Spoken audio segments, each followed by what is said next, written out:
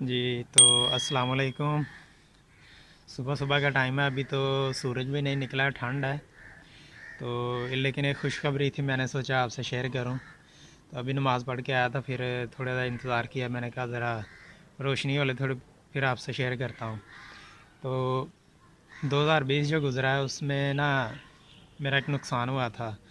ایک تو میرے ساتھ واردات ہوئی تھی جس میں وہ کمپنی کا سامان بھی سارا لے گئے اور پیسے بھی لے گئے، موبائل بھی لے گئے، میرا موبائل لے گئے۔ تو تقریباً وہ کوئی 2 لاکھ کا نقصان ہوا تھا میرا۔ وہ قرضہ ہی ہے، ابھی تک تو نہیں اترا، تقریباً 3-4 سال لگیں گے اتارنے میں۔ تو 2020 جو ہے وہ جاتے جاتے آخری دنوں میں، تقریباً آج سے کوئی ہفتہ 5-6-7 پہلے کی بات ہے۔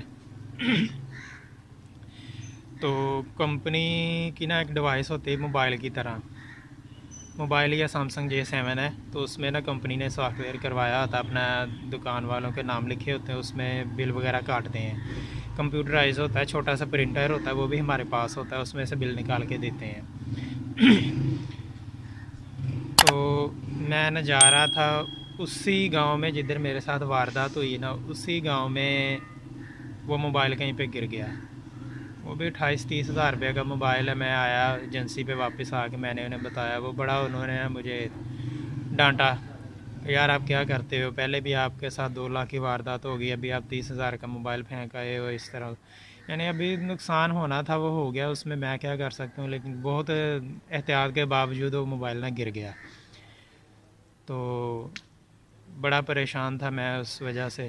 تو وہ موبائل جو ٹریکنگ پہ لگوایا ہوا تھا کمپنی والوں نے، تو رات کو نا مجھے کال آئی، رات کو بڑی ٹھنڈ تھی، بڑی دھند بھی تھی، ابھی تو دھند نہیں ہے۔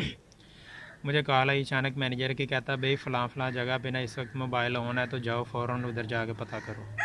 تو انہوں نے مجھے بتایا، تو میں گیا ادھر،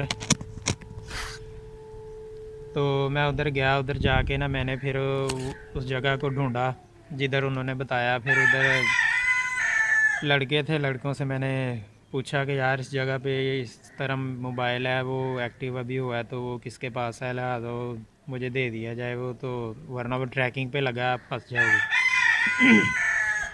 تو پہلے تو وہ لڑکا مانا ہی نہیں، کہتا نہیں ہمارے پاس نہیں ہے۔ میں نے اسے ساری بات بتائی کہ بھائی دیکھو یہ نشانی ہے اس کا، یہ پاسورڈ ہے، یہ سسٹم ہے، اس میں بل کے علاوہ کچھ بھی نہیں چلتا، بل کاٹنے والا سافٹ ویئر ہے، اس کے علاوہ کچھ نہیں چلتا ہے۔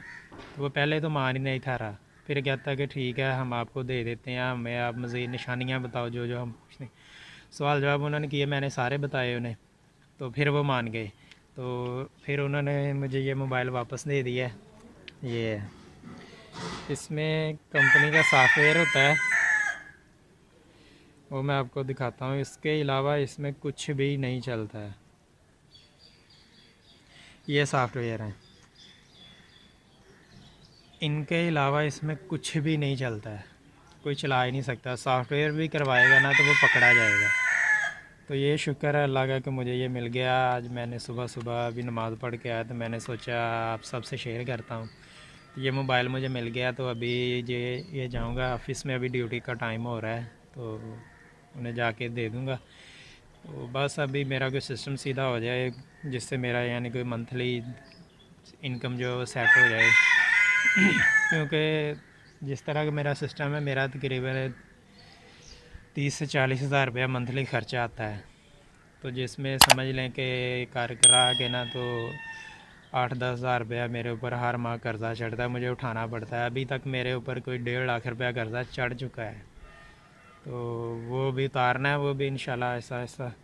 تو جیسے میرا کوئی سسٹم سیدھا ہوتا ہے میں نے یہ کام چھوڑ دینا۔ مجھے ہر ٹائم جان کا خطرہ رہتا ہے، جدھر سے مرضی کوئی آ جاتا ہے، ادھر پسٹل دکھا کے پیسے لے جاتا ہے، سامان چھین کے لے جاتے ہیں، ادھر کون سی سیفٹی ہے پاکستان میں اتنی بھی۔ تو اللہ تعالیٰ کرم کرے تو انشاءاللہ ملیں گے اگلی ویڈیو میں، تب تک کے لیے اجازت دیجیے اور دعا میں یاد رکھیے۔